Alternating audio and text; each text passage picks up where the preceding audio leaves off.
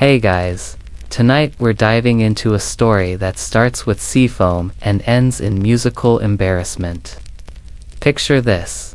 The waves are gently rolling in, soft moonlight pools across the rocky shoreline, and there you Apollo, god of music, lounging dramatically on a sun-warmed boulder like some celestial influencer on vacation.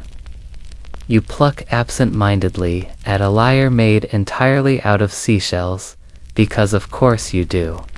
You've decided it's time to reinvent music. Again. Your hair is catching the sea breeze just right.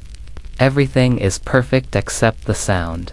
It's, well, experimental is the polite word. Still, you're Apollo. You invented music. Or at least you think you did.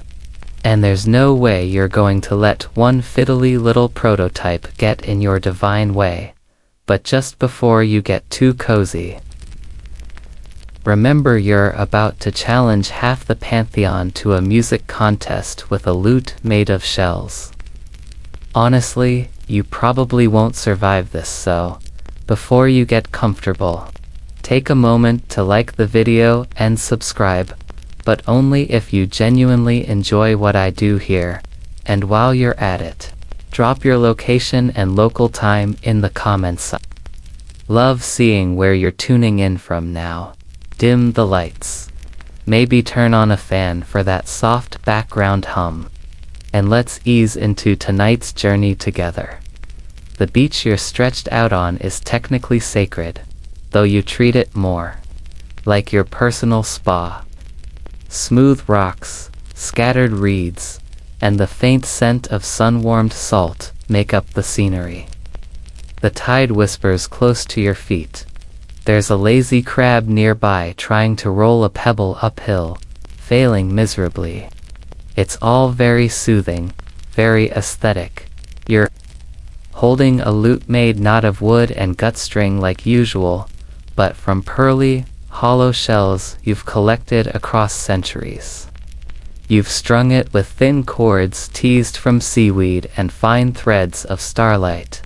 Though the starlight part may just be a flourish, you tell people. It looks impressive.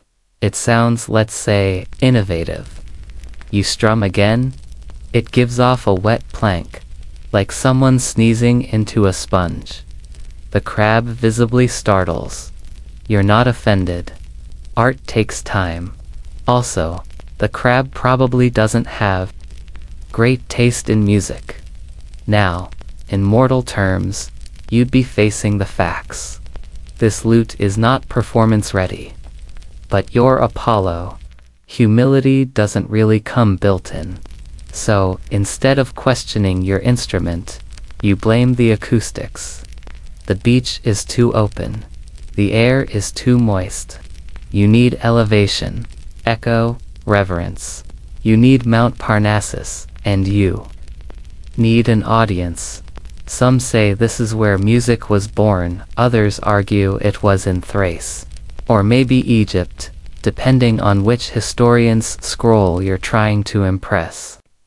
The point is, music contests were not uncommon in your circles.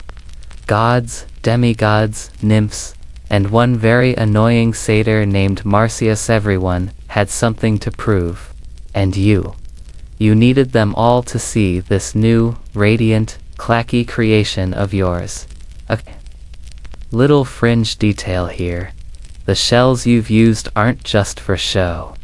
One of them supposedly belonged to a sea nymph, who once tried to sing the moon down from the sky. Didn't work, but the shell still hums faintly when held to your ear. Not creepy at all. You pluck a few more notes. This time, a chord rings out. High, shaky, but oddly beautiful. You smile. That's enough for now. The contest hasn't started yet. You've got time. Of course, historians still argue whether you invented this contest as an excuse to show off, or whether Marsyas baited you into it with one too many comments about your washed-up beach guitar. The truth, as always, is probably both. You sit up, brushing sand off your knees. The sun is dipping now, casting the sea in syrupy gold. Time to head inland.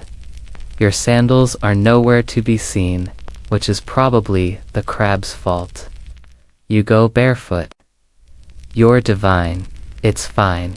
As you walk, you practice. Every step syncs with a strum.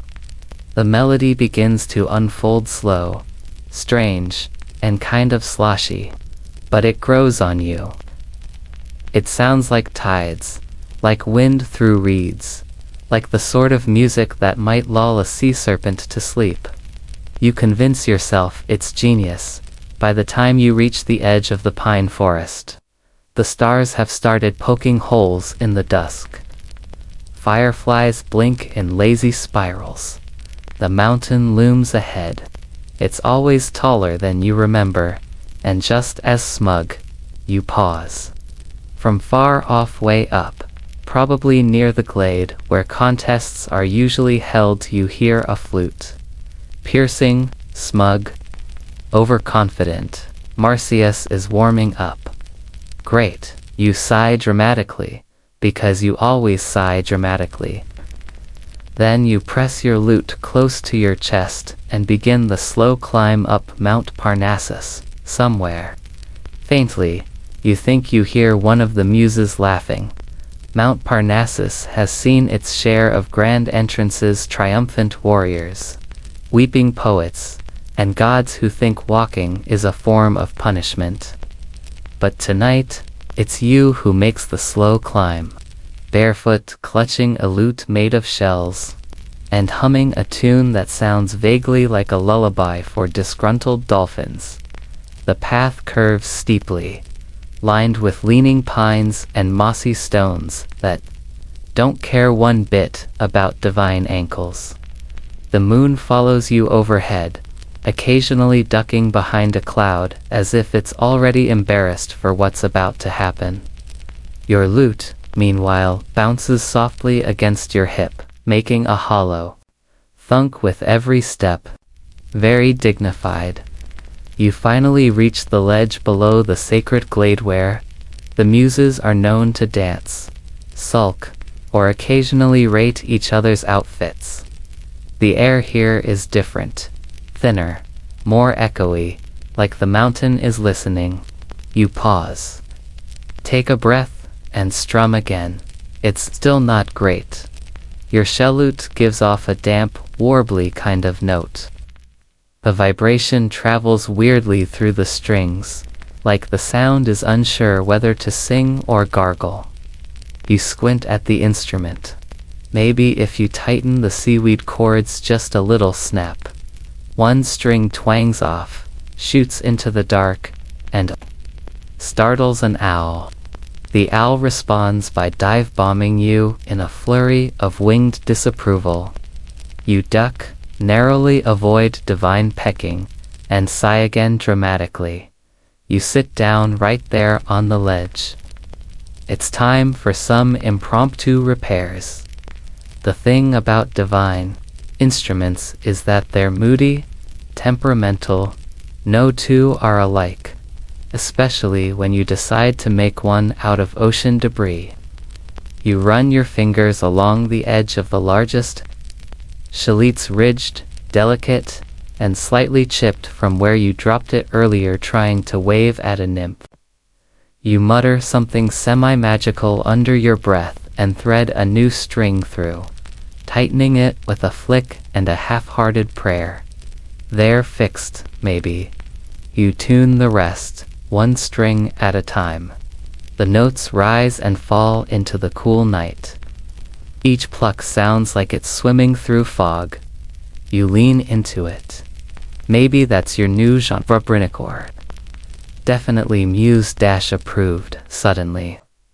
You hear soft footsteps behind you. You don't turn right.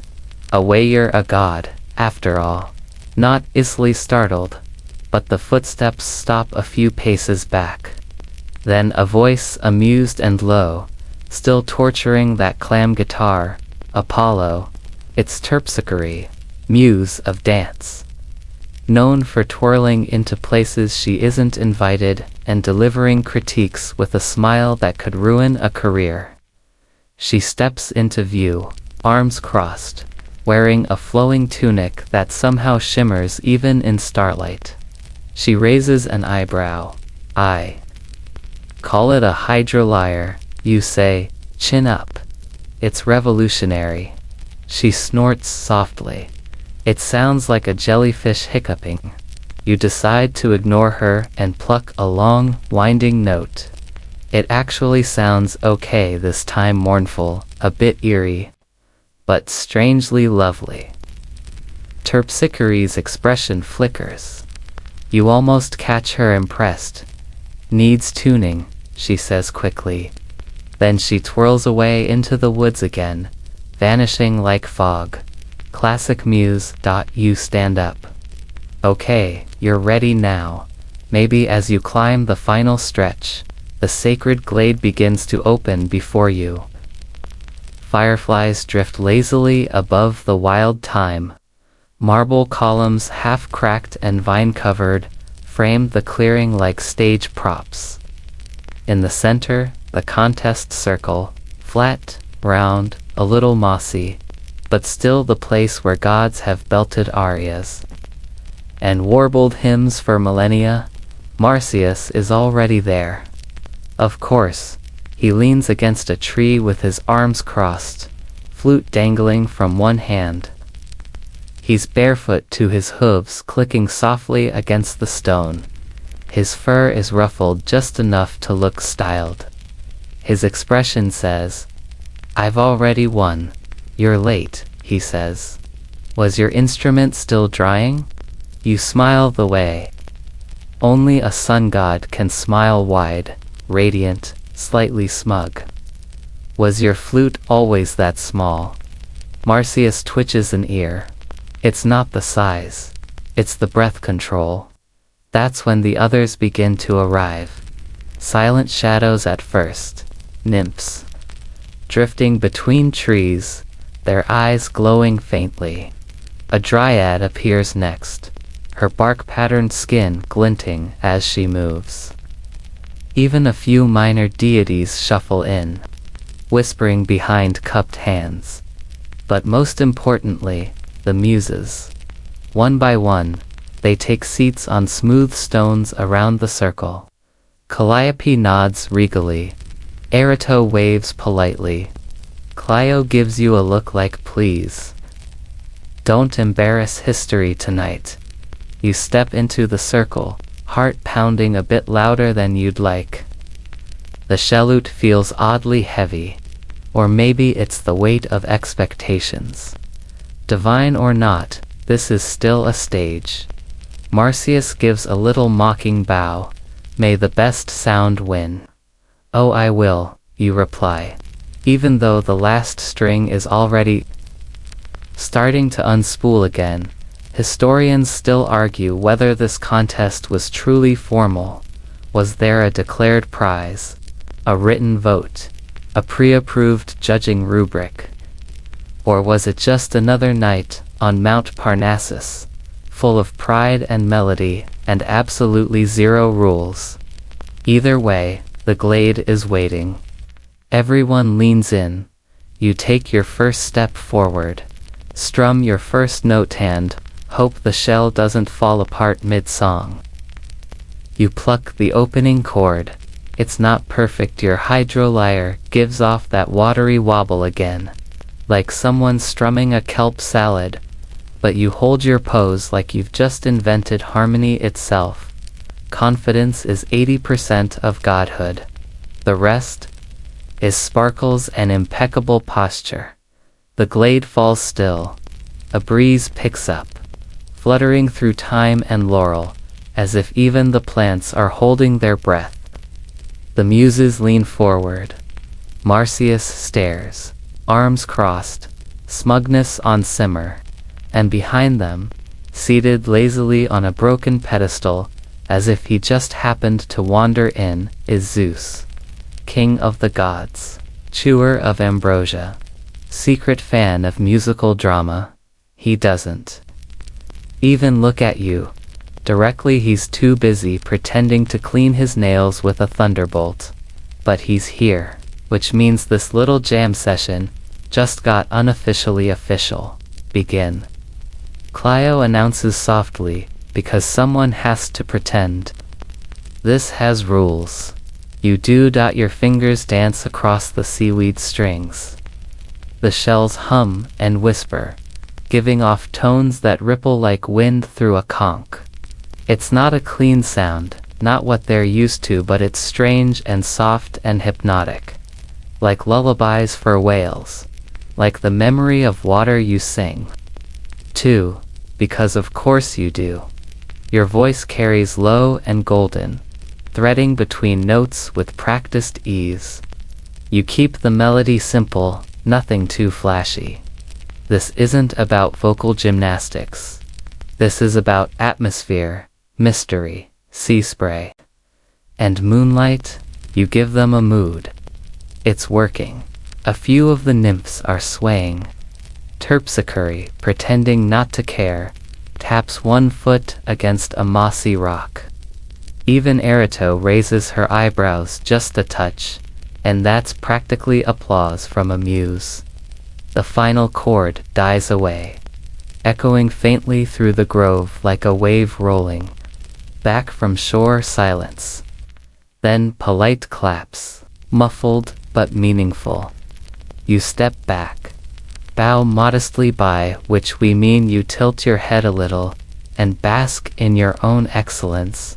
You've done it. You've made this Shelladute something memorable. Sure, the notes wobbled a bit and the high string is already curling up again, but still respectable. And then Marcia steps forward. He doesn't say a word, just raises his flute. The first note cuts through the air like a clean blade. It's perfect, crisp, sharp, nimble. He rolls through a flurry of notes that swirl and leap like startled birds. The rhythm dances. His hooves tap lightly on the stones in time. It's showy, but not sloppy. He's rehearsed this hard. You realize, with a growing sense of irritation, that it's good. It's very good. His performance builds like a storm, rising, tumbling, spinning, until the air practically vibrates. And then, suddenly, he drops to a single long, low note that flattens everything into silence. He lowers his flute and looks directly at you, smiles.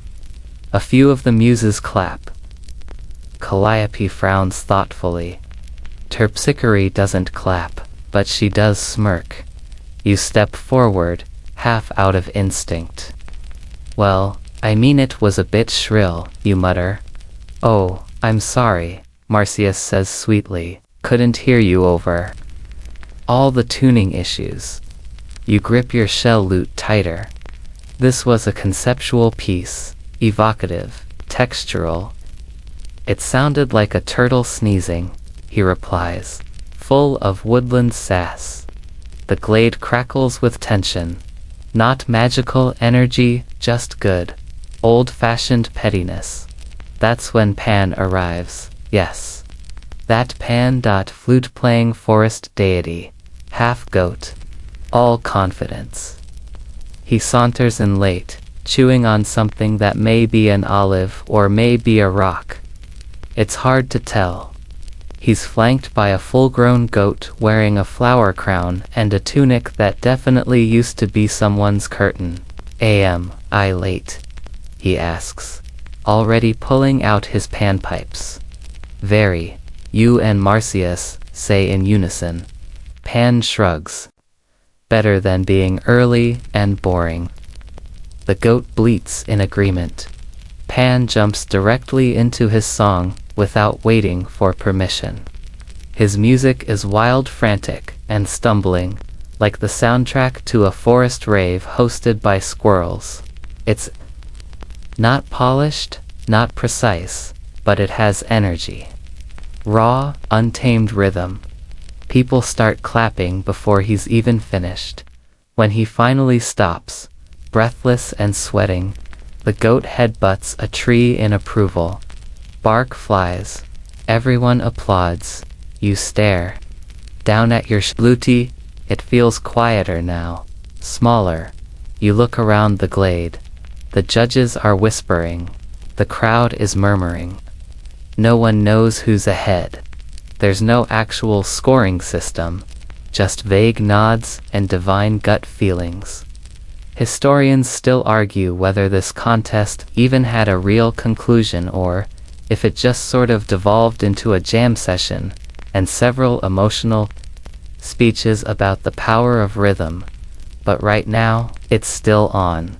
You step back into the circle. I'm not finished, you announce. Marcius groans.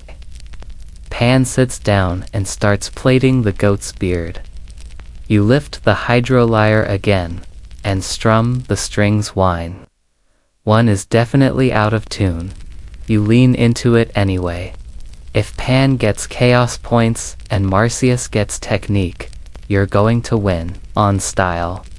You start singing again, louder this time. Brighter. You push your voice into the cracks of the lute's sound. You make it shimmer. You make it mourn. You make it echo. Maybe you're not trying to win anymore, you're just trying to be remembered. You throw in a twirl, a wink, a celestial riff. Go big or go back to Olympus. The muses exchange looks. The audience is rapt. Somewhere, the owl you annoyed earlier hoots its approval, probably as the final note fades. You let the silence settle around you again. You exhale slowly. This time, nobody claps. Instead, they pause, and sometimes, that pause is louder than any applause. You hold your breath. It's quiet, now eerily quiet. The fireflies have paused mid-hover. The goat has stopped chewing your sandal, and even the trees seem to be weighing your performance. You can almost hear Mount Parnassus muttering, well, that was something. Then Marcius snorts, that was a lot, he says, in the kind of tone that sounds like a compliment, but smells like sarcasm. You don't rise to the bait. Not right away. You just smile faintly, as if this had all gone precisely according to plan. Meanwhile, your hydrolyre gently hums against your palm. One of the seaweed strings vibrating from leftover nerves or possibly structural failure. Well, says Clio. After a long pause, that was ... inventive, polite. Dangerously polite. Erato leans in and whispers something to Euterpe. They giggle, covering their mouths like teenagers at a mythological sleepover. Terpsichore flicks a pebble at them and mutters, "It wasn't that bad." You step back, trying not to look like you're scanning the glade for validation. This is the trouble with divine contests. There are no clear rules, no scoring systems. Just opinions, sides, and whoever's voice lingers longest in the trees. Then the dryad speaks. Her voice sounds like leaves being crushed under bare feet. "I liked it," she says. "It reminded me of a waterfall made of regret." You blink. "Thanks, I think." Very soothing, she adds.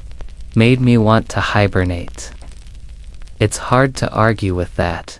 And before you can say anything else, a shadowy figure shuffles into the clearing. At first, you assume it's another judge or late arrival, but no, it's someone you weren't expecting. A minor river god, you think. Or maybe a demi-poet who's been alive too long. He's draped in robes that smell like mildew and forgotten scrolls. And he's holding what looks like a reed flute carved from swamp reeds. "Am I too late to join?" he croaks. Marcius groans audibly. "Seriously? We already started," Pan says, now lying on his back braiding dandelions into the goat's tail. Let him play. You murmur a little too nobly. Music's for everyone. Marcius glares at you.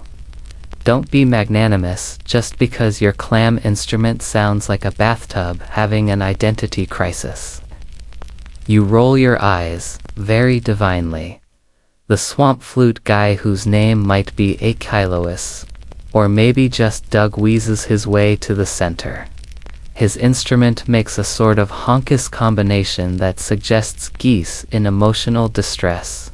It's not great, but it's heartfelt.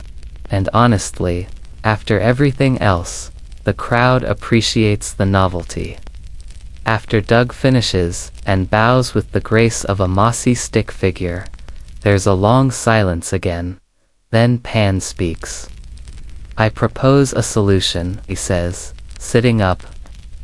Around 2, Marcius squints. With new instruments.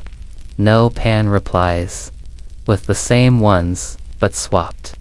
You blink. What? Swapped, he repeats, far too cheerfully. Marcius plays your little shell harp. You play the flute. Marcius looks physically ill. I'm not touching that barnacle banjo. Afraid you'll break a nail? You ask sweetly. No, he snaps.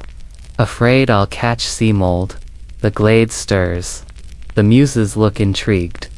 Clio actually smiles, which is rare and mildly terrifying. Could be fun, she says. Might reveal who's really got range. Or, Erato says, who just hides behind fancy accessories. You and Marcius glare at each other. Fine, he says. Fine, you echo. You swap instruments. The flute is warm from his grip. It smells like cedar and ego. You test a breath through it and get a squeaky puff. Not promising. Meanwhile, Marcius is staring at your hydrolyre like it's alive and might bite. He plucks one string, and it emits a sound best described as sad oyster. He grimaces. Any tips? He mutters. Play with your soul, you say, or at least your fingertips. He puffs. At least mine aren't dripping seaweed. You're welcome for the natural ambiance. Pan claps. Begin. You take a breath and try the flute. Your first note is wobbly, warbly, and almost flammable. It skips like a pebble across a pond and then crashes into a tree trunk of pitch. The dryad winces. You try again. This time, it's better, cleaner. You find the rhythm not as fluid as your singing, not as mysterious as your lute, but there's a sharpness to it, a pulse. You lean in. Marcius, to your secret delight, is struggling. He plucks a string and flinches. Another note sends the goat yelping. The hydrolyre doesn't like him. It whines and refuses to cooperate. You watch him try to adjust the seaweed tension, only to snap a string across his own knuckle. You don't laugh. You just breathe through your nose very smugly. Historians still debate whether this round 2 swap actually counted as part of the contest, or whether it was just divine chaos with musical props. Either way, it revealed something important. You're adaptable, maybe even humble. Well, almost, Marcius. Not so much. He throws the hydrolyre down with a curse, shakes out his fingers, and mutters, Your instrument hates me. Maybe it only sings for gods, you reply. The glade falls quiet again. The muses gather. They whisper, they frown, they nod. Someone produces a scroll. Clio writes something on it. Pan doodles a goat in the corner. Classic. Finally, Calliope steps forward. Judging will be announced at dawn. What? Marcius cries. That's hours from now. We need to discuss, she says. Marsyas throws up his hands and storms off toward the nearest tree, muttering about injustice and fish-scented strings. You sink onto a mossy rock, suddenly aware of how tired you are. Not physically, just divinely, egotistically exhausted. Your hydrolyre lies beside you, bent slightly but still humming faintly in the air, and somewhere in the darkness, the goat begins to hum along. The night stretches on, impossibly still, as you sit among the soft glow of fireflies and the occasional rustle of leaves, stirred by the whispers of the gods. It's the quiet before the storm. You watch as the judges, those ethereal muses, convene in their little huddle, deliberating on your divine contest. You can practically hear their discussion echoing through the trees. Was Apollo's performance really music? Did Marsyas' flute sound too much like a duck with a cold? For now, though, the only sound in the glade is the soft breath of the night. Pan's goat is chewing on a tuft of grass that's definitely not part of the ecosystem. The dryad hums a tune to herself, swaying in time with the breeze. But the real action is happening on the far side of the clearing, where you can see the faint, flickering glow of a distant fire, somewhere near the temple ruins. Your fellow gods are no doubt already placing bets. The cool night air brushes your face, a stark contrast to the tension building in your chest. It's as though the mountain itself is holding its breath, waiting for some cosmic signal that the contest is coming to a close. But something feels off. You stare at your hydrolyre, propped awkwardly by your side. The last string is still slightly out of tune, but it's almost comforting in a way.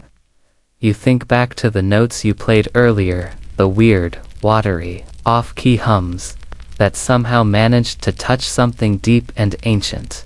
Not quite perfect, but somehow meaningful, isn't that what music is about? You wonder, a divine connection, a fleeting expression. A sudden rustle distracts you from your musings. Zeus has moved from his perch on the stone pillar. The giant thunderbolt in his hands crackles, not with lightning, but with a certain enthusiasm. His voice booms, cutting through the stillness of the glade like a clap of thunder. All right, he shouts, barely containing the grin that threatens to split his face. Time's up. The gods have spoken. You stand a little straighter. This is it, the moment of judgment. You steal a glance at Marsyas, who's still sulking by the tree with his arms crossed, looking like he's about to launch into another round of complaints. But you're not worried about him anymore. No, this is your time. You've laid it all on the line. Just let the gods see your brilliance. Zeus raises his hands, his voice suddenly turning grand and booming again. In this divine contest, there is no winner. A gasp rises from the crowd. You blink, no winner. Marsyas' head snaps up, and his eyes lock onto Zeus. Excuse me, he growls, stepping forward. We've been out here for hours, battling egos, battling sounds, and now you say there's no winner. Zeus smirks. Correct. His eyes twinkle with the kind of mischief only an ancient god can muster. There is no winner because it wasn't a contest to begin with. You pause, unsure if you've heard him correctly. What do you mean, you ask, voice rising despite yourself. Zeus winks. The real purpose of this performance wasn't to decide who had the best sound. He looks directly at you, and for a moment, you think you see a hint of approval in his gaze. The real contest was about expression, about being willing to show up as you are, to play your heart out even if that heart is a little off-key, or, in Marcia's case, a little too shrill? Marcius glares at him, but there's a flicker of doubt in his eyes now. You notice it too, and you can't help the small, victorious smirk that plays on your lips. The contest wasn't about perfection. It wasn't about winning in the way you thought it would be. It was about something else entirely. Zeus continues. Apollo, you showed that music isn't just about the notes, it's about the soul, the feeling behind the sound. Marcius, you showed that sometimes the rawness of chaos is just as powerful as precision. Pan, well, you showed that nobody can out-chaos you. Pan winks from his spot on the ground, clearly pleased with his interpretation. The goat bleats in agreement. You inhale, suddenly aware of how long you've been holding your breath. It feels like a weight has been lifted off your shoulders. Maybe you haven't won, but you've certainly learned something tonight. I guess that means we're all winners, you say slowly, letting the words settle in. You glance at Marcius, still standing in the center of the clearing, clearly trying to process what's just happened, in our own ways. Marcius snorts, but the heat in his glare has faded. He lifts the hydrolyre, strums a single, hesitant note, and then surprisingly lets out a low chuckle. Well, he says, shrugging, I guess I'll give the clam harp another shot. He strums again more confidently this time. It sounds almost ... musical. You nod, a smile tugging at the corner of your lips. Maybe the night didn't unfold the way you imagined it. Maybe your hydrolyre wasn't the showstopper you thought it would be. But there's something freeing about knowing that even the gods don't always get it right the first time. Zeus chuckles, clearly satisfied with his teaching moment. All right, Apollo, Marcius, Pan. I think it's time we all return to Olympus. A little music, a little laughter. We've earned it. The glade fills with a quiet sort of mirth. Pan offers a cheerfully crude rendition of a melody on his panpipes, causing the trees to shake in mild horror. The dryad raises an eyebrow, but refrains from commenting. You breathe out, finally feeling the weight of the contest lift off your shoulders. There's no victory banner, no grand prize, no shining accolade, but that's fine. Maybe the music itself was enough. Zeus turns to go, raising a hand to signal the others to follow. Let's go. We've got songs to sing and, perhaps a bit more. Time to actually enjoy them. You take one last look around the glade, where everything seems to be glowing softly in the aftermath of divine chaos. You've been part of something bigger, tonight something timeless. You think that's probably enough, and then without a word, you pick up your lute.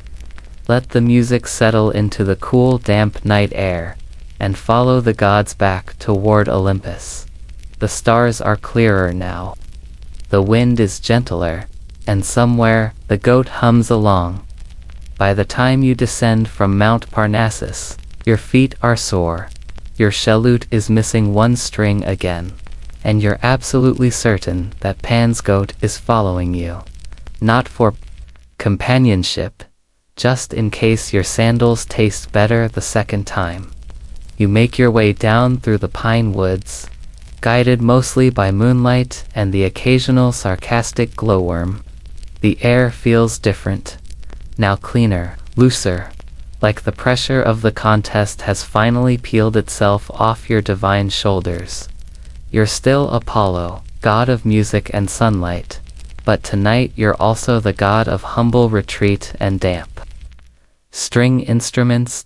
You eventually reach a clearing ringed with olive trees. Their twisted trunks catch the moonlight, casting sleepy shadows on the soft earth. You know this grove, it's where you used to practice when you were younger. Not younger in years, since you're eternal and all, but in temperament. Back when you played to no audience, just for the birds, the breeze, and once, memorably, a tortoise who took a nap inside your lyre's soundbox. You settle down in the center of the grove. The shell lute sits in your lap like a weird little puzzle you still haven't entirely solved. You pluck one note. It buzzes, uncertain. Then another. You sigh and shift the tuning again. You start to play, not performing this time, just experimenting. Testing. The wind rustles through the olive leaves. The branches creak, like they're applauding softly in their own botanical way. Behind you, a quiet crunch of leaves. You turn your head just enough to spot Marcius, standing at the edge of the grove, looking uncharacteristically unsure. He doesn't speak at first. He just watches your fingers move across the strings, then raises a hand and says, "So, how do you actually tune that thing?" You pause, look at him, and then pat the grass beside you. "Come figure it out," you say. He hesitates, then ambles over, flopping down beside you with all the grace of a satyr who hasn't sat still in 3 days. The two of you stare at the instrument for a beat. It glistens faintly in the moonlight, some of the shells still wet with sea salt. "You really made this out of stuff you found on a beach?" he asks, nudging the curved shell that forms the base. "Not just any beach," you say. "A sacred beach. Very special. Very exclusive." Marcius snorts. "Looks like it smells like dead fish." "It does smell like artistry, you correct." He gives you a look. "That's not a scent." You roll your eyes, then shift the lute toward him. "Here, try again, but gently. It likes to be sung to first." Marcius blinks. "It's an instrument, not a child. Just humor me." He sighs, leans forward, and sings softly, just a few notes, tuneless but sincere. Then he strums. The note that comes out is low, rich, and almost warm. The shells vibrate with surprising resonance, like they remember the contest and have finally forgiven him for that earlier insult about their barnacle situation. He blinks. Told you," you say, smug but sleepy. You both fall into a sort of rhythm then, taking turns plucking strings, adjusting tuning, humming half melodies. It's not a duet, more of a tag team discovery mission, like two archaeologists, digging through layers of string tension and resonance. You realize, gradually, that for all your bickering, you and Marcius aren't that different. You both love music. You both want to be heard. And you both refuse to admit when you're enjoying each other's company.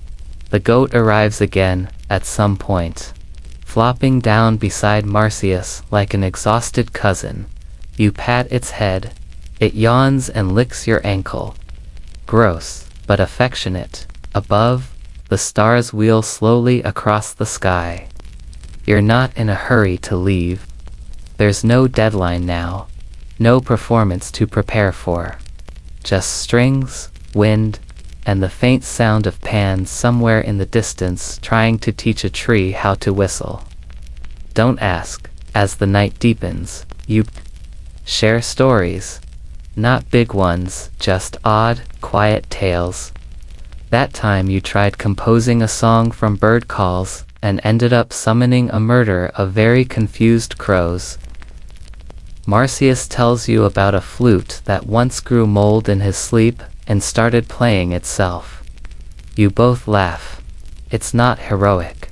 It's not legendary, but it's real. Then comes the olive tree moment. There's one old tree in the grove, gnarled and wide, branches drooping like tired arms. It's been here since before you were born, if that's even possible.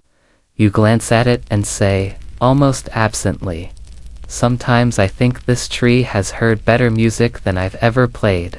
Marcius leans back on his elbows and stares up at the canopy. Maybe, or maybe it just doesn't care about better. It just listens. You pause. That's annoyingly wise. Historians still argue whether Apollo and Marcius ever reconciled, whether the old myths about flaying and vengeance were just exaggerated metaphors for wounded pride. But if they had ever made peace, maybe it happened in a grove like this, with moonlight and jokes and a shell lute made of stubborn melody. Eventually, Marcius stretches and mutters something about sleep. He wanders off into the trees, with the goat trailing after him like a fuzzy drumstick. You stay behind. You strum one last note. The chord stretches out into the olive grove, floats through the branches, and dissolves into the night air. The trees don't clap. But maybe, just maybe, they lean in a little. You stay in the olive grove until just before sunrise, stretched out on a mossy slope with your head propped on a pile of fallen laurel leaves. The shell lute rests beside you like a sleeping pet, one that occasionally emits a faint, watery twang when the breeze nudges it the wrong way. You're not entirely sure whether the instrument's alive or just passive-aggressively expressive. Above you, the stars begin to fade, one by one, as the sky lightens from ink to slate, and as the world shifts toward morning, you feel that familiar restlessness returning, the divine hum that insists you should be doing something poetic or world-changing, or at least loud. But you resist it. For now, you just lie still. Eventually, soft footsteps crunch over the dried olive leaves. Thought you'd be halfway to Olympus by now, says a voice, warm and half-curious. It's Cleo, the muse of history, wearing an expression that suggests she's both amused and professionally taking notes. Literally, actually, she's holding a scroll. Ink still wet. I was trying to see if the trees would review my performance. You mutter without sitting up. So far, they've said nothing, which is better than Marcius. Clio smiles. That's because trees have taste.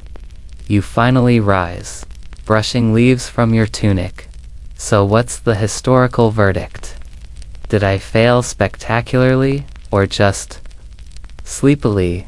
She unrolls her scroll and reads with mock gravity, Apollo, son of Zeus, god of music and light, did attempt to reinvent the stringed instrument using mollusk remnants and creative optimism. Results were inconclusive. You groan. You know, I could smite that scroll. You say that every time I write something accurate, she replies, very used to you. You walk with her a while, through the thinning trees, and back toward the worn path that leads to the river. Dew glistens on grass blades. Birds chirp softly, in awkward scales probably inspired by your earlier attempts at pan flute. Somewhere in the distance, a rooster crows dramatically. You sincerely hope it doesn't think it's auditioning. Clio pauses and eyes your lute. You're not done with that thing, are you? I don't think it's done with me, you say. She nods like that somehow makes perfect sense. Historians still argue whether this whole episode was a divine experiment in humility or just a very long excuse to make people listen to you again. Why not both, you say, smiling. You both turn as another figure appears, a familiar one, Artemis, your sister, the goddess of the hunt, moonlight, and correcting your mistakes. She's wearing that look she reserves for when you've done something weird and she's trying to decide whether it's mock-worthy or mildly sweet. So, she says, arms crossed. I hear you built a harp out of seashells, humiliated yourself in front of the muses, and then bonded with a satyr over chord progressions. You nod proudly. It was character growth, she snorts. It was a crisis with musical overtones. You sling the lute over your shoulder. It echoed with longing, actually. Echoed with something, she mutters. The three of you walk toward the river now. The path weaving between fields of wild thyme and tiny white flowers that cling to the morning like it owes them a poem. The breeze carries hints of breakfast being prepared at the temples below, burnt honey cakes, possibly, and figs. Your stomach grumbles in agreement. Are you heading back to Olympus? Artemis asks. Eventually you say, but first, I think I want to try something. Clio raises an eyebrow. Something more musical. You nod. I want to see what this thing can really do. I've only tested it under pressure on a stage, against expectations. I want to hear what it sounds like when I'm not trying to prove anything. Artemis blinks. You mean, you're just going to play for fun? I know, you say, revolutionary. You break off from the path, wandering toward a quiet bend in the river where the water runs low and slow, perfect for reflecting sound. You sit on a flat stone and start to strum, not performing, just letting the notes meander. You let the shells breathe. The seaweed strings stretch with a lazy buzz. One note squeaks. Another one sings. You don't stop. You play for yourself. No audience, no rivals, just sunlight and melody, and a river that murmurs along. Clio and Artemis watch from a distance, then quietly retreat. They know this part is yours. For a while, the forest listens. You shift keys, try a new rhythm, pause mid-phrase just to feel the quiet settle between notes. The shellute, odd as it is, begins to respond more gently, like it's finally relaxing too. You hum a little. The birds pick up your motif. Somewhere, a frog adds its own harmony. It's not grand, it's not perfect, but it's music you lose track of time. When you finally look up, the sun is fully risen, painting the treetops in gold. Your fingers ache, just a little, and your legs have gone numb from sitting too long, but your chest feels lighter than it has in years. You hold the lute up, tilt it toward the sun, and whisper, I think we're finally starting to understand each other. The shell hums back.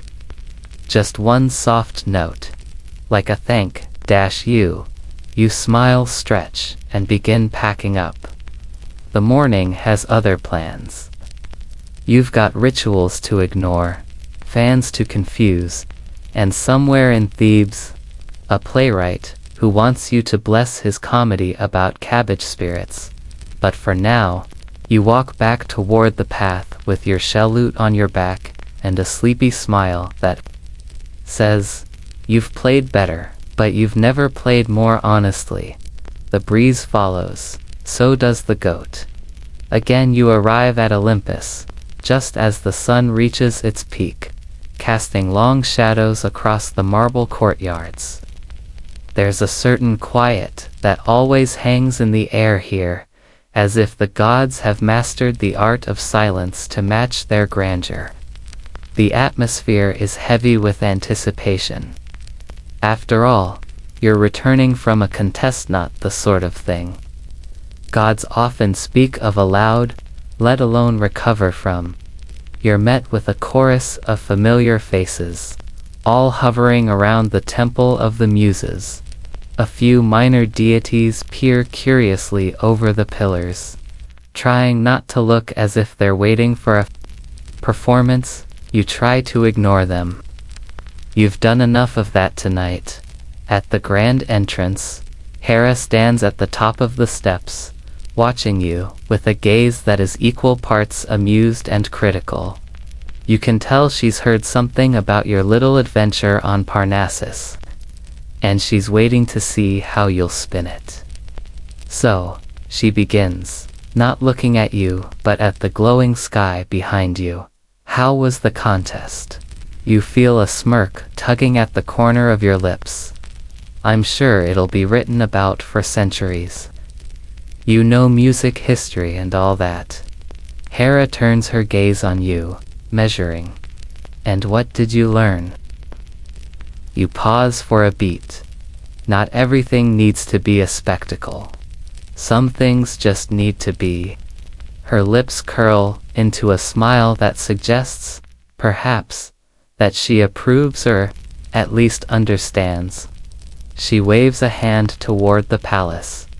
Come, let's get you cleaned up, and we'll see if you've learned anything about humility too. You make your way up the steps, your shelludi still slung across your back like a badge of imperfect honor. The grand halls of Olympus are alive with the usual chattergods complaining, nymphs negotiating divine contracts, and a very nervous satyr trying to pitch a new type of ambrosia wine that tastes suspiciously like honeyed beer.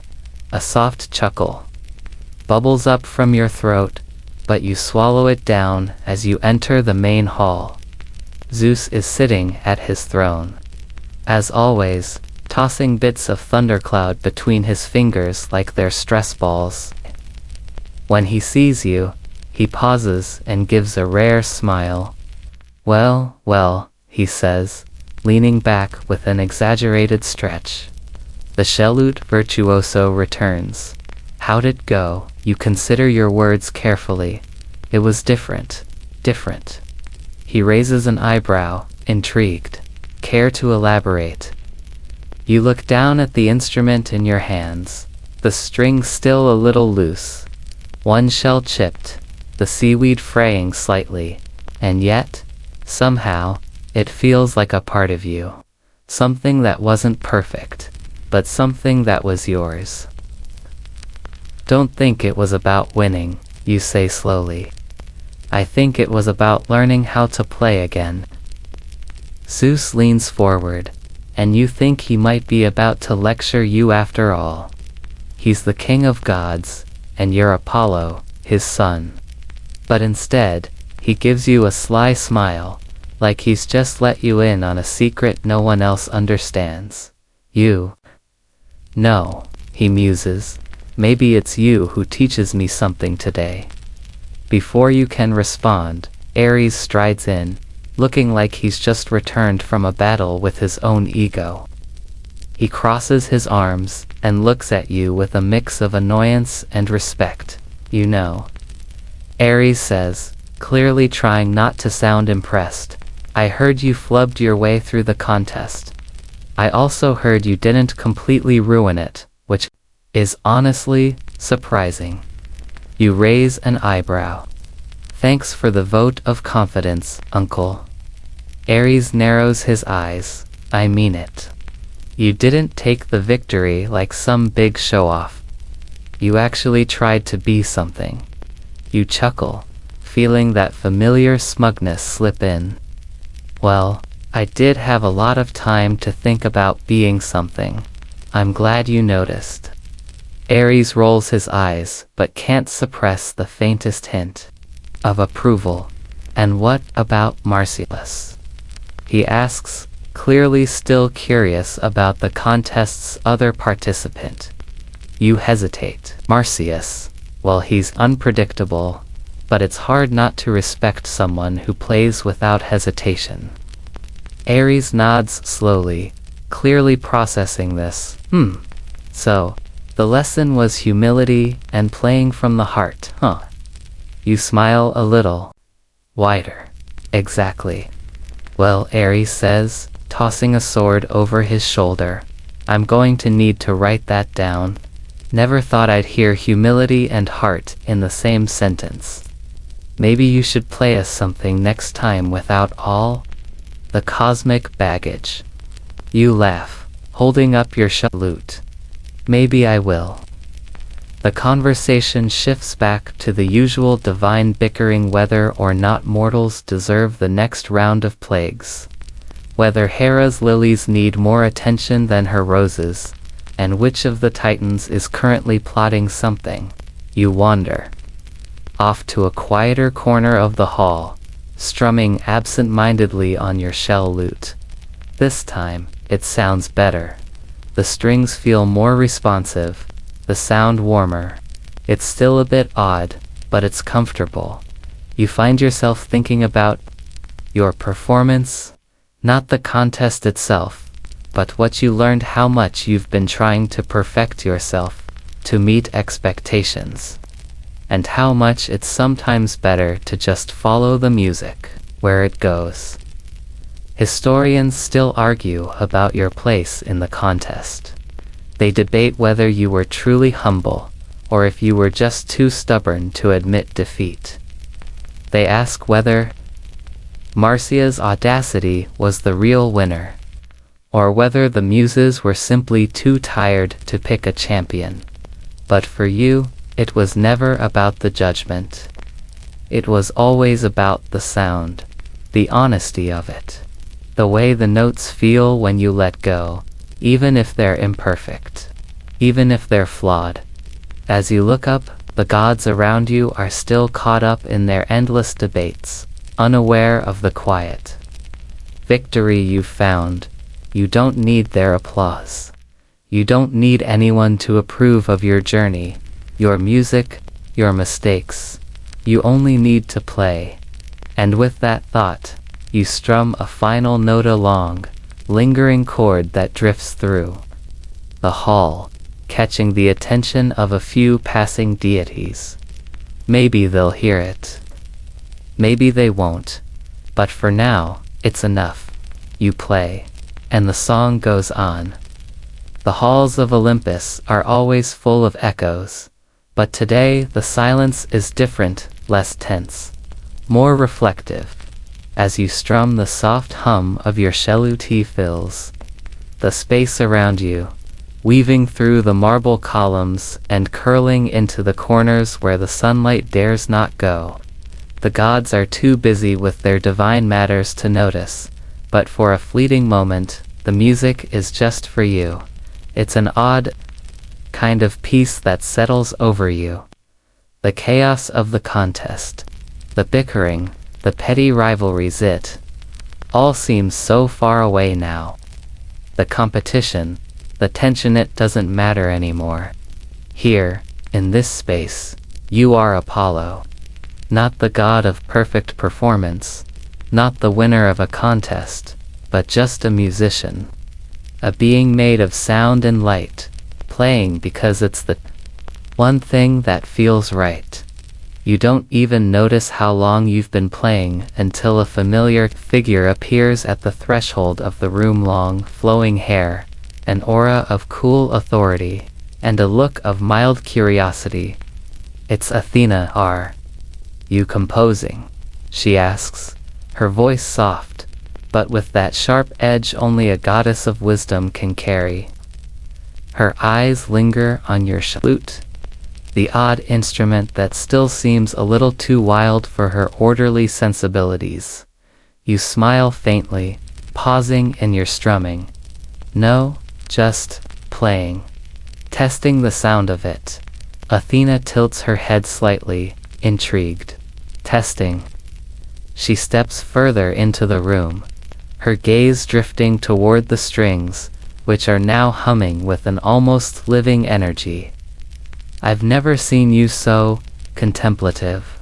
Not over a stringed instrument, anyway. You chuckle quietly, I suppose. That's one way to put it. I used to think music had to be perfect. Every note in its place. every performance a flawless representation of my abilities. But now I think it's more about the spaces between the notes. She raises an eyebrow, as though the concept is both baffling and strangely appealing. The spaces, the pauses, you explain, tuning the strings again. The moments when the world falls quiet, and there's just you. The sound doesn't need to be perfect. It needs to be real. Athena's gaze softens, and you can see the wheels turning behind her eyes. It's a moment of rare vulnerability in a goddess who's usually so exact, so unyielding in her pursuit of knowledge and strategy. I see, she says slowly. Maybe there's something to that. You chuckle again, letting the words settle. The gods don't always get it right. We try to, but sometimes it's the flaws that give things meaning. Athena considers this, her fingers brushing over the scroll she always carries, as though weighing something. I've always believed that knowledge and perfection are what lead to greatness, she says, almost as though she's questioning herself for the first time. But perhaps there's another kind of greatness in imperfection. You nod, playing another gentle chord. Maybe it's about the journey, not the destination. For a long while, neither of you speaks. You continue to play, and Athena stands quietly, watching the way the sunlight dances across the surface of the lute. There's no judgment in her gaze, no expectations, a god intrigued by the simplicity of the music, and by the subtle, unspoken challenge you've set before her.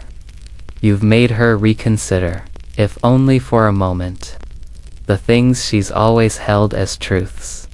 When you finally stop playing, she steps forward, her voice thoughtful. Perhaps I was wrong to insist that perfection was the ultimate goal, she admits quietly. Perhaps there's more to learn in the spaces. You smile softly. We all have something to learn, even the gods. A long silence follows, and Athena's gaze drifts toward the far horizon, where the first rays of dawn are creeping over the distant peaks of Olympus.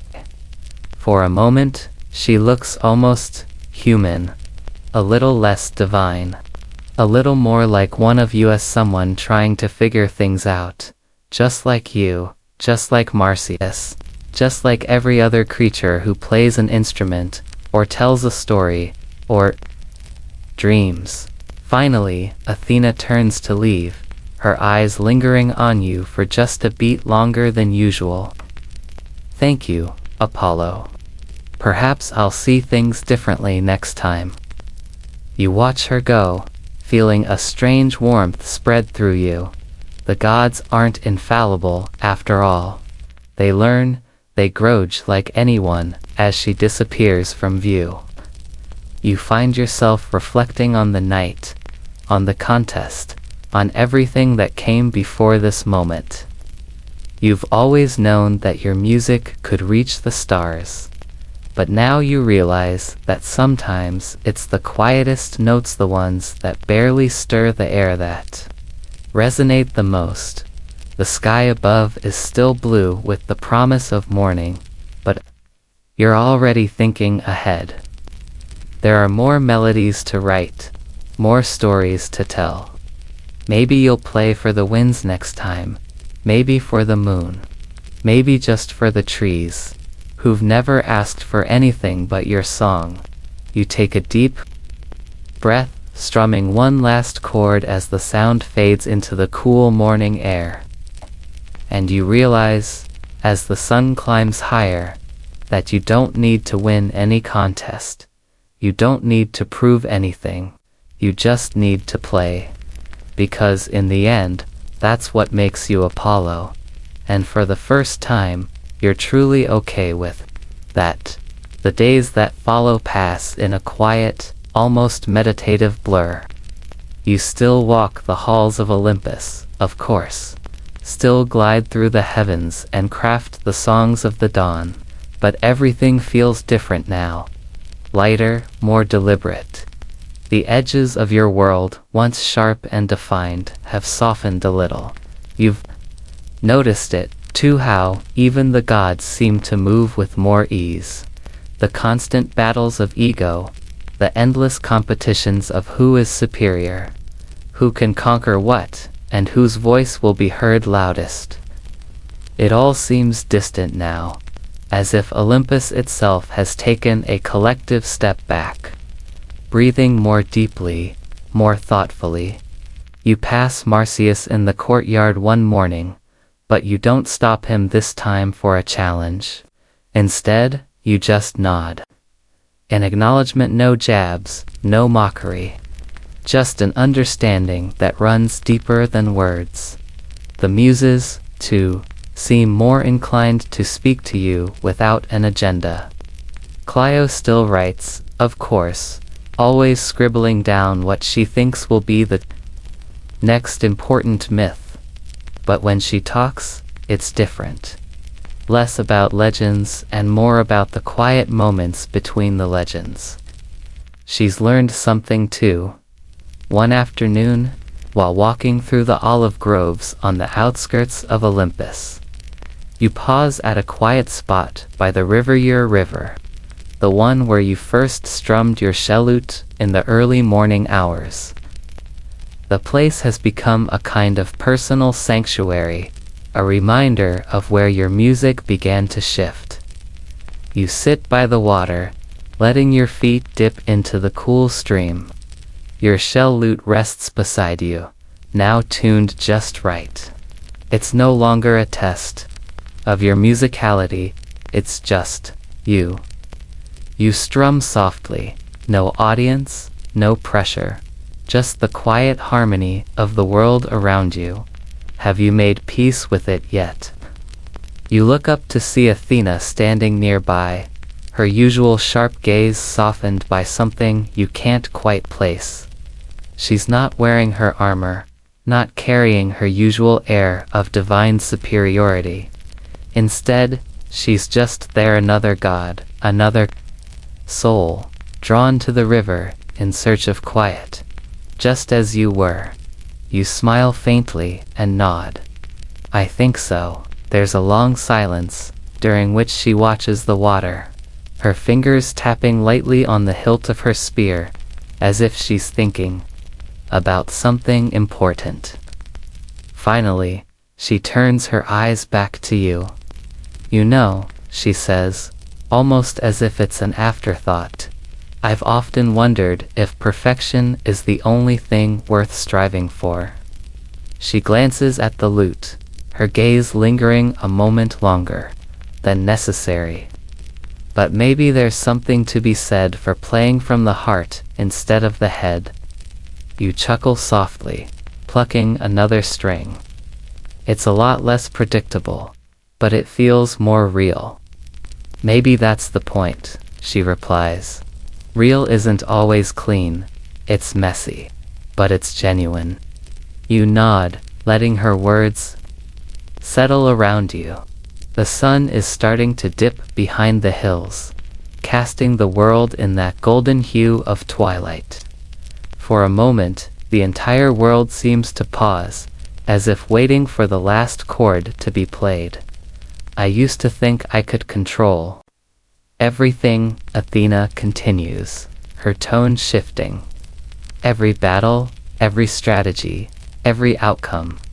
But the older I get, the more I realize that there are things you just can't plan for.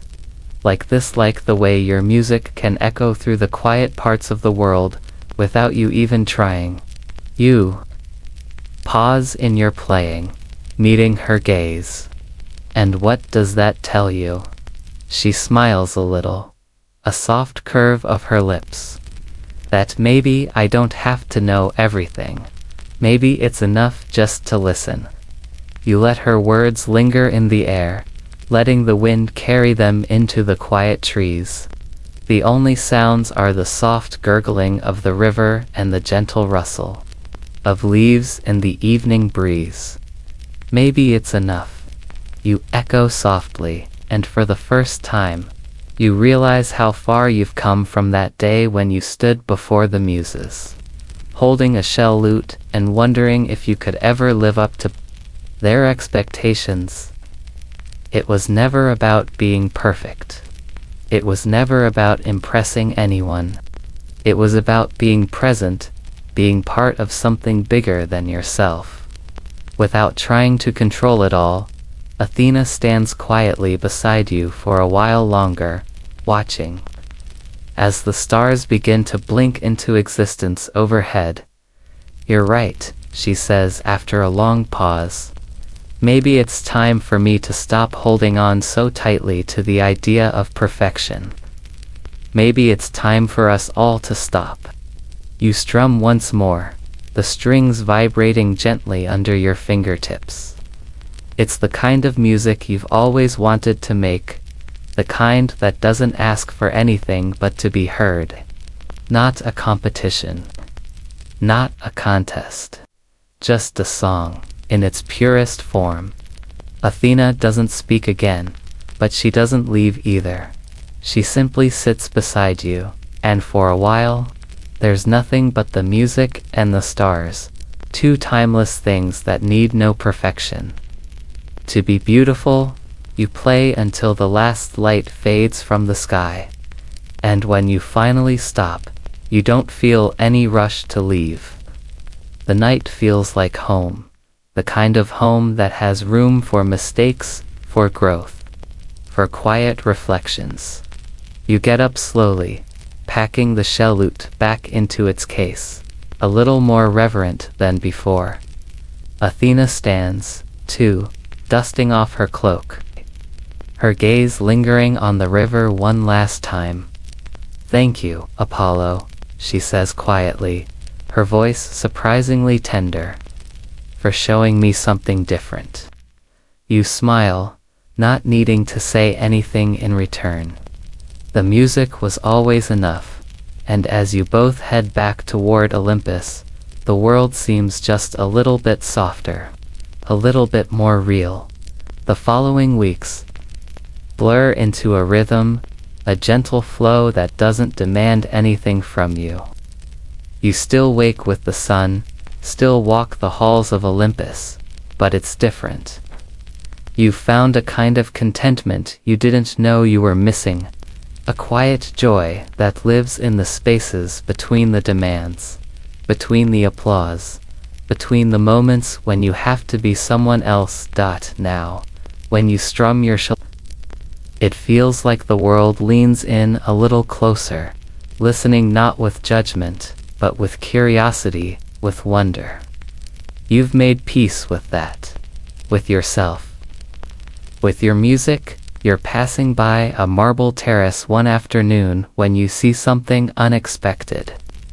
Ares is sitting on the steps, looking unusually calm. Normally, he's either posturing or brooding, throwing out challenges to anyone who'll listen. But now, he's still, almost contemplative. You pause, raising an eyebrow. What's this? The god of war, meditating. He glances up, his usual bravado softened. "Don't make me laugh, Apollo. I'm just sitting here thinking about strategy." He gestures vaguely to the sky.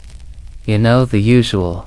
You sit down beside him, the stone cold under your legs, thinking about what he sighs, a rare sigh that isn't filled with annoyance or impatience. "I don't know. I've spent so much of my life trying to fight, trying to win. I thought that was the only thing that mattered. But I've been watching you. Watching me." You can't hide the surprise in your voice. "Yeah," Ares says, rubbing the back of his neck awkwardly. You've got something going on, Apollo, something different. You don't have to win. You don't even seem to care about winning. You just do your thing. You chuckle softly.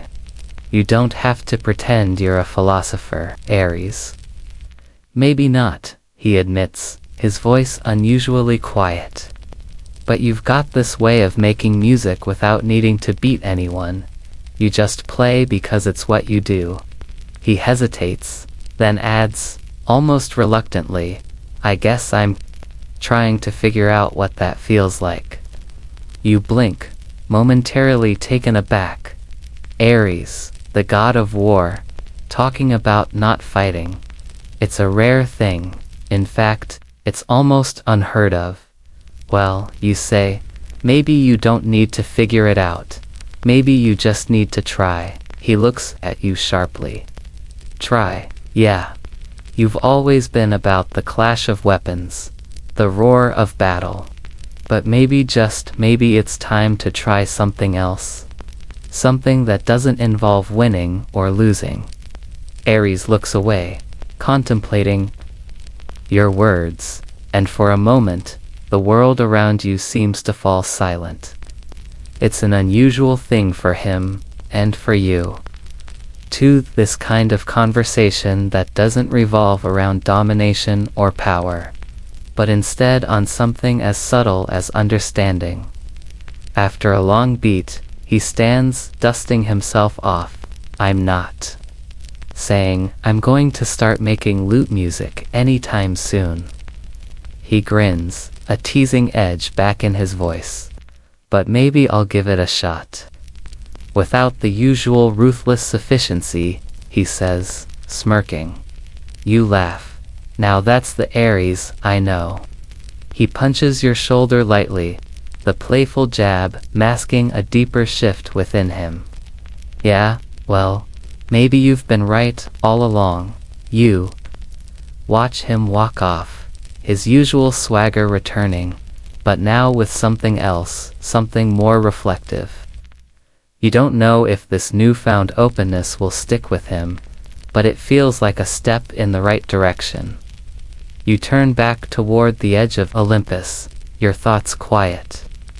The sky above is turning a soft shade of orange, the first stars already twinkling in the distance. You take a deep breath, feeling that rare peace settle in your chest again, and then, as if by magic, you find yourself by the river again, the same spot, the same quiet solitude. You didn't even mean to come here. You just followed the pull, like you always do when the music calls to you. You sit on the stone by the water, your shell lute resting beside you. There's no pressure now, no expectations. Just the quiet hum of the world around you, the gentle flow of the river, the soft rustle of leaves, the cool evening air, the simple act of playing, of letting the strings vibrate, feels almost sacred. You close your eyes and strum a soft chord, the sound rolling through the trees like a secret shared between the earth and the stars. The music fills the space, weaving through the quiet of the river, through the open sky, through Olympus itself. No one is here to hear it, except you. No contest, no audience, just sound and silence. The world as it is. The notes linger in the air for a moment longer, and then fade, leaving only the soft murmur of the river behind as the night deepens. You realize something you've always known, but never truly understood before. You don't need to play for anyone else. You never did. It's enough to play for yourself. To let the music breathe and live, even if it's imperfect. Even if it's quiet. The wind picks up slightly, and you smile, strumming one final chord. This time, there's no struggle to make it perfect. No doubt whether you've played it right. You play it because you can, and that's enough. It's nearing twilight again, and the golden light filters through Olympus like warm honey poured over stone. You wander without urgency, the shell lute slung casually across your back, now not a symbol of ambition or rebellion, but of acceptance. You've stopped caring whether people call it an instrument or a collection of seafood leftovers strewn with algae.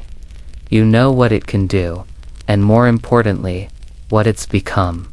You pass by a gathering of the muses in one of the open amphitheaters.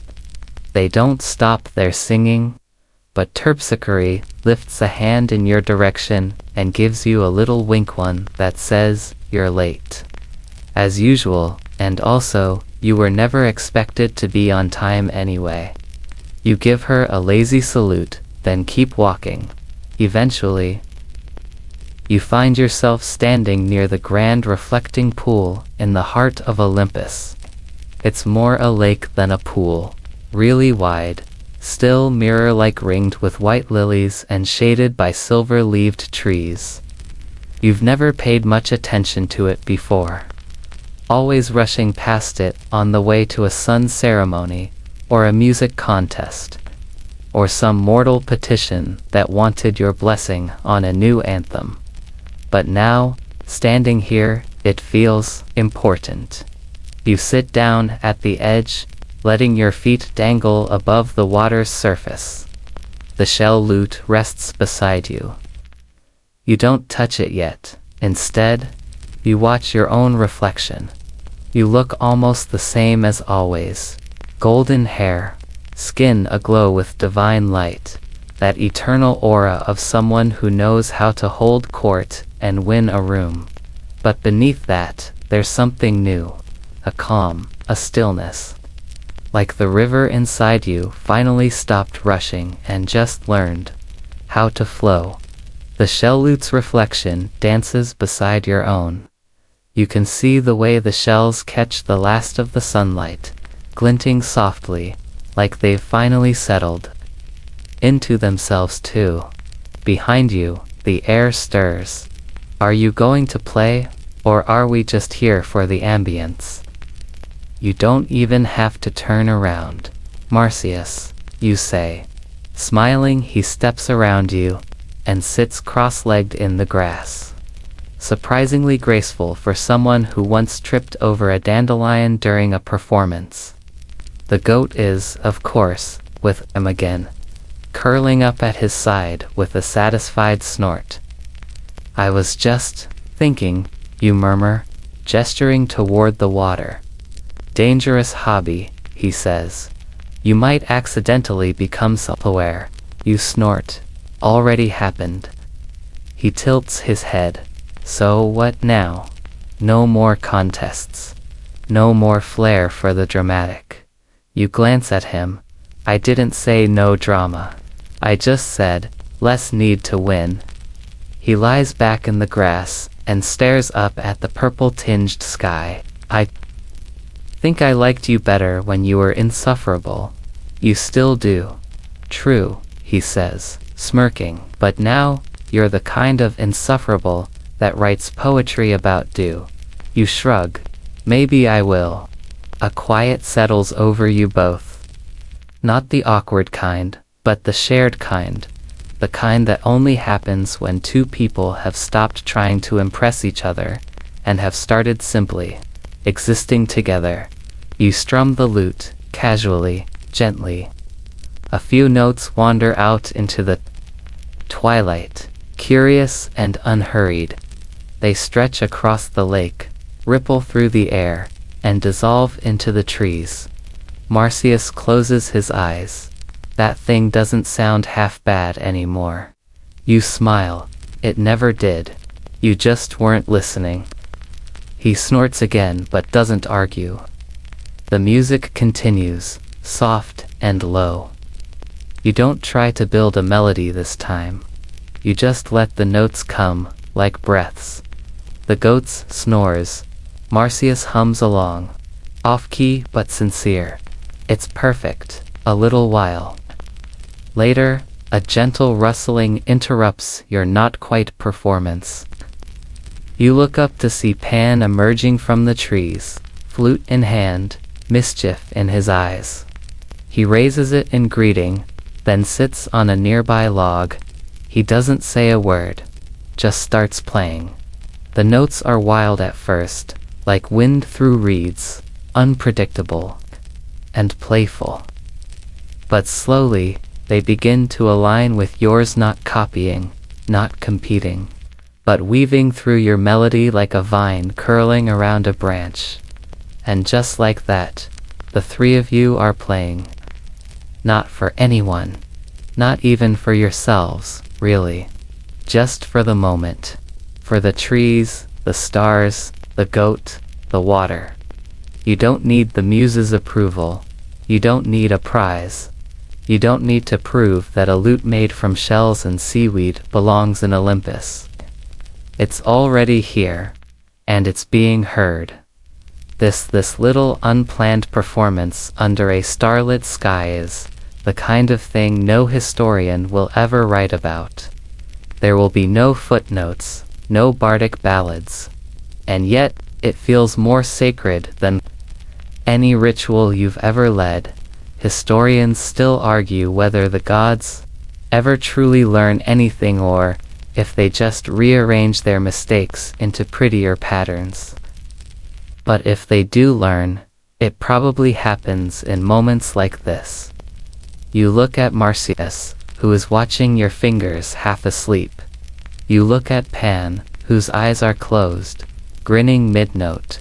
You look at the stars, which are listening without blinking, and you strum again, softer this time, not because the song is ending, but because it's finally breathing on its own.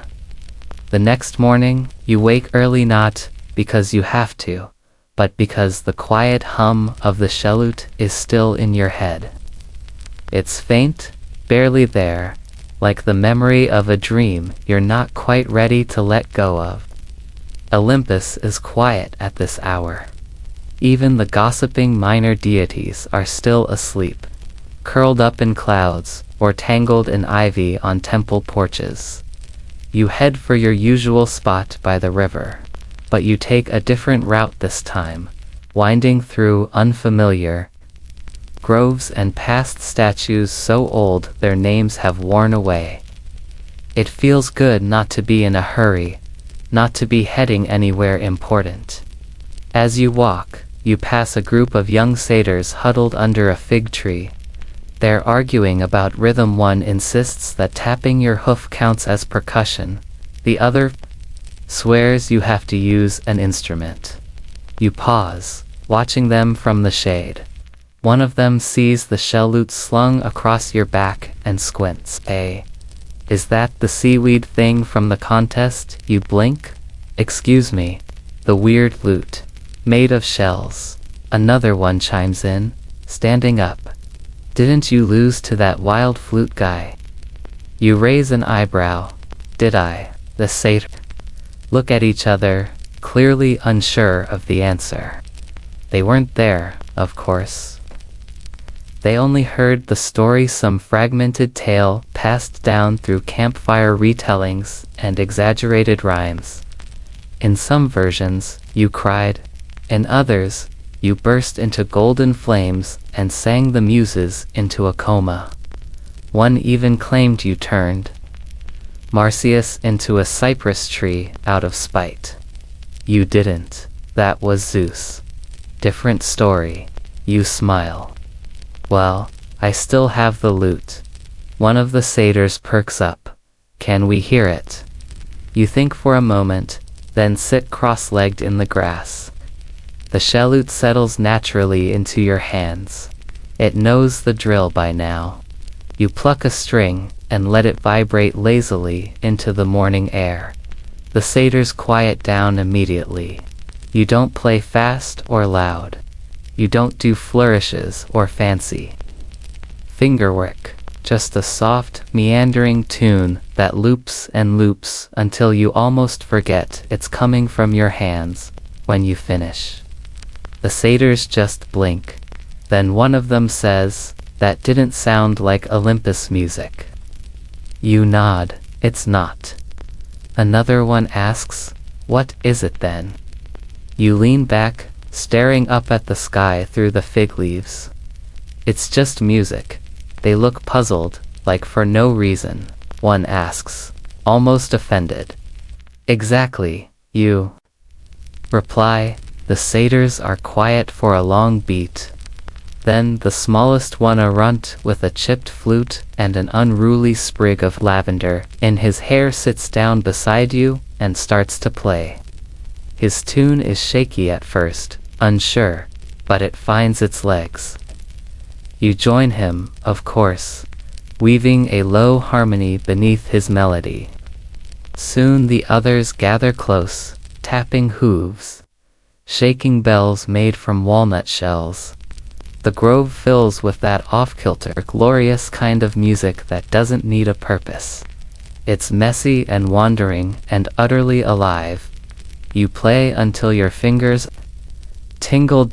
When it finally ends, one of the older satyrs says, "That was weird." But he says it like it's a compliment. You stand, brushing off your tunic. Weird's not the worst thing to be. Is that what the contest was about? The runt asks, blinking up at you. Being weird. You grin, sort of. It was.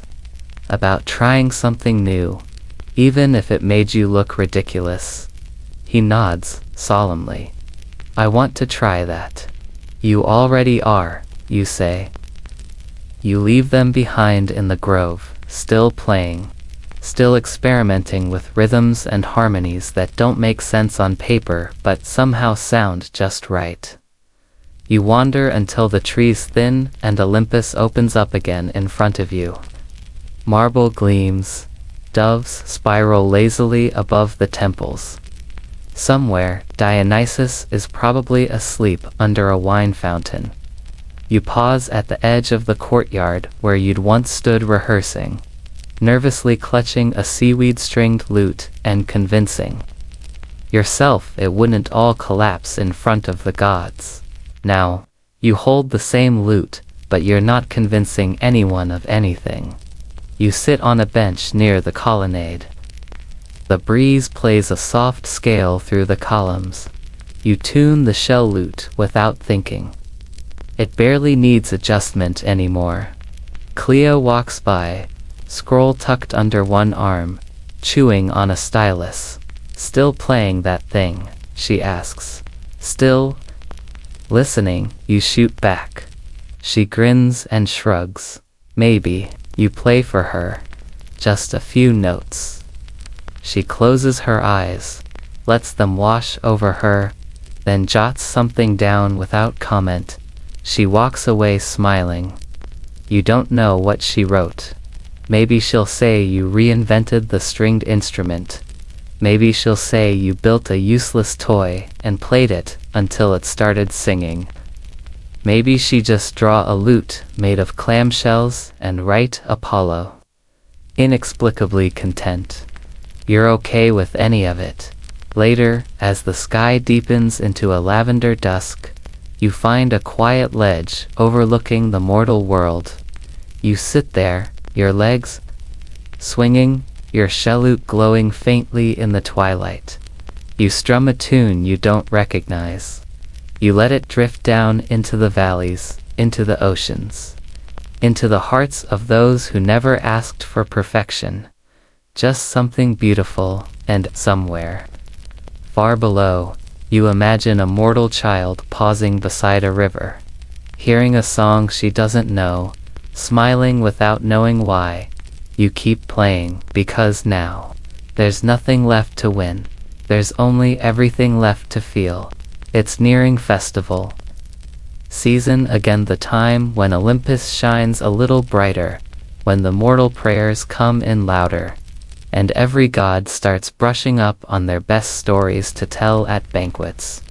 You've been invited to perform, naturally. That's always how it goes. When in doubt, ask Apollo to bring the music. But this time, you don't feel the pressure you once did. You're not nervously tweaking compositions or memorizing lyrical forms from lost dialects. You're not polishing your sunburst lyre until it gleams brighter than the moon. In fact, your lyre hasn't left its case in weeks. You're bringing the shell-lute. When you arrive at the amphitheater, the other gods are already in their places. Hermes lounges in the eaves, juggling flickering lights and whispering bad ideas to passing nymphs. Demeter has brought too many fruit platters. Even Hestia is here, watching with that quiet, firelit calm she always carries. The crowd of immortals buzzes with anticipation, because no matter how timeless you all are, nothing gets the divine gossip mill grinding like a what dash is dash he dash doing dash now moment. And you're completely at ease. You walk to the center of the stage, no trumpet flare, no celestial drum roll. Just you, barefoot, lute in hand. The air is thick with expectation. Some gods smirk. Others raise skeptical brows. You sit cross-legged at the center. Tune the strings with the gentlest touch, and begin. The first note is low, humble, a ripple, not a wave. It rolls out like fog over morning hills, soft and slow. The second note joins, then a third. You let the music find you rather than forcing it out. This isn't a composition. It's a conversation with the breeze, with the marble beneath you, with the gods who, for once, stop talking and start listening. No flourish. No proof of genius. Just sound. You glance around mid-song and notice Artemis watching. She doesn't speak, doesn't smile, but her head tilts slightly, just enough that you know she hears it. She gets it. Even Zeus, who typically falls asleep by minute 3 of any non-heroic performance, is sitting forward, elbows on knees, listening like the thunder has paused just for this. And somewhere between verse and refrain, something shifts. In the air. Not magic, not miracle, just a moment of shared stillness. A divine hush. When you finish, there's no eruption of applause. No one leaps to their feet declaring you the savior of song. Instead, there's something even more rare. Silence. A sacred kind. The kind that only happens when even the gods don't know what to say. You stand, nod once, and walk away without waiting for praise. Behind you, the murmurs rise, Hermes muttering something about how you've finally gotten weird enough to be interesting. And Hera, of all people, whispering to Athena, "It reminded me of lullabies I used to hear before the world got loud." You don't linger. You walk straight to the courtyard, past glowing lanterns and floating fig-scented torches, back to your grove, back to your river, back to where the music lives, not where it's judged. Marsyas is there already, lying on a rock with his flute resting on his chest. He doesn't ask how it went. He doesn't need to. "You hungry?" he asks instead, holding up a fig. You grin, starving. You both eat in silence, the river babbling beside you like a background choir that never needs rehearsal. Pan joins you sometime after moonrise, and once again the music starts without plan. Just instruments, breath, fingers, river, stars. Historians will argue endlessly about this period of your life. Some will say you entered your mature phase. Others will insist you were hiding from your own reputation. One dramatic poet, centuries later, will claim you walked into the sea and never returned, leaving only a shell and a song behind. But none of them will get it. Right? Because there's nothing to get. The music doesn't explain. It just is. Somewhere during the third or fourth song, Pan starts playing a melody you haven't heard before. It sounds like wind and wet bark and late summer. You hum along, Marcia's eyes half closed, murmurs, "You know, I don't hate you anymore." You smile, "That's disappointing." "No," he replies. "You're still annoying, but you're not awful, I'll take it." You play a harmony, one that doesn't quite fit, and that's the point. The night stretches on, lit by starlight and the soft glow of shared imperfections. You've stopped worrying about whether this is something to remember. You've started understanding that it already is. Later, when everyone has fallen asleep or wandered off, you lie back on the riverbank, the shell lute resting on your chest. You stare up at the sky and think about nothing in particular. There's no contest waiting, no performance to prepare for, no lesson to teach, no title to defend, just one last chord before sleep, so you play it. The stars are still out when you wake. Morning hasn't quite arrived, but the edges of the sky are beginning to fade from black to a sleepy pale blue. The kind of blue that doesn't demand anything, just asks you to breathe a little slower, to stay a little longer under the blanket of night. Your shell lute rests beside you in the grass, dew clinging to its curves like tiny silver ornaments. It hums faintly as you touch it, not a sound, really, but a sensation. As if it's telling you, we're not done yet, so you sit up. The world is quiet. You begin to play. The melody is barely there, a collection of thoughts more than notes. You're not aiming for anything this time.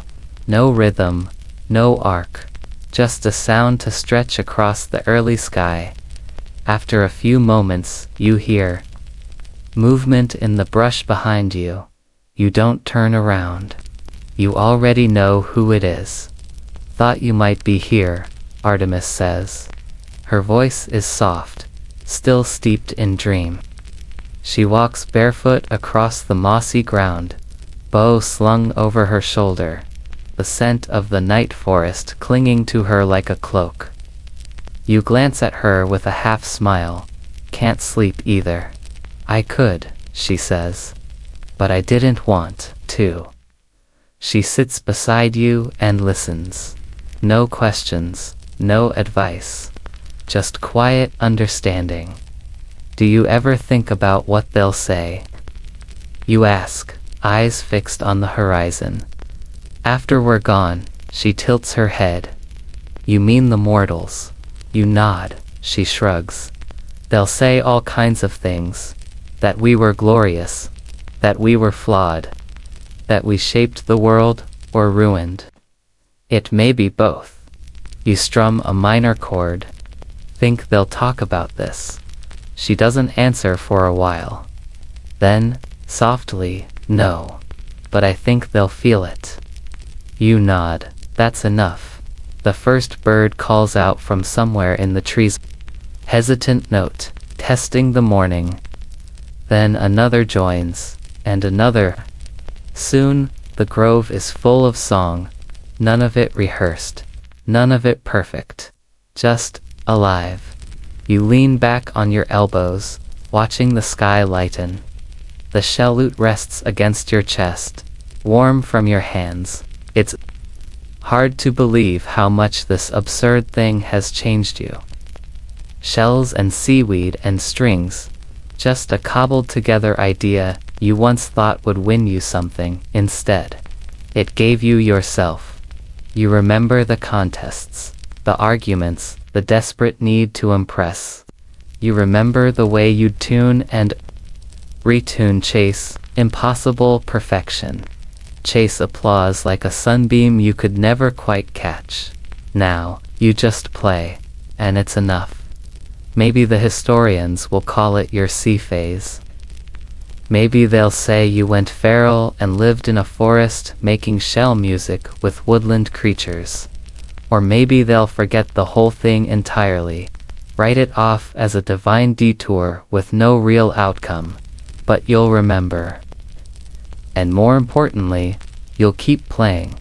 Not for them, for you, for the river, for the stars, for the fig leaves. For the goat you reach for one final chord, something soft and round and barely audible. The strings answer you with a note that seems to vanish the moment it exists, like the moment between sleep and waking. You let it hang in the air, and then, quietly, you say to no one in particular, "This is the song I always meant to play." Artemis closes her eyes. You close yours, and for a moment longer, everything is still. Word count, 1016. Wind down, 300 words, and now, the music drifts into silence. The last of the starlight has faded from the sky, and the soft blue of dawn stretches itself over Olympus like a yawn. You feel your breath slow. The notes from the shell lute have melted into the world around you, and there's nothing left but the soft hush of leaves and the heartbeat of the earth beneath you. You lie there, letting your limbs go heavy, letting your thoughts unspool into nothing. No more contests, no more expectations, just stillness. The gods are quiet now. Even the river has slowed its song, like it, too, is falling asleep.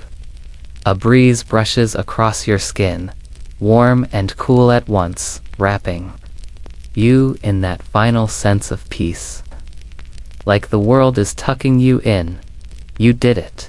You made the music you were always meant to make. You didn't win. You didn't lose. You simply played. And in doing so, you found the part of yourself that didn't need to be dazzling, or brilliant, or beloved, the part that just was, the part that whispered, "This is enough." So now, as your eyes close and your body sinks into the quiet of the grove, let the world soften around you. Let the sky stay blue for a little longer. Let the stars echo with the last gentle notes of your song. And rest. You've played beautifully. Good night.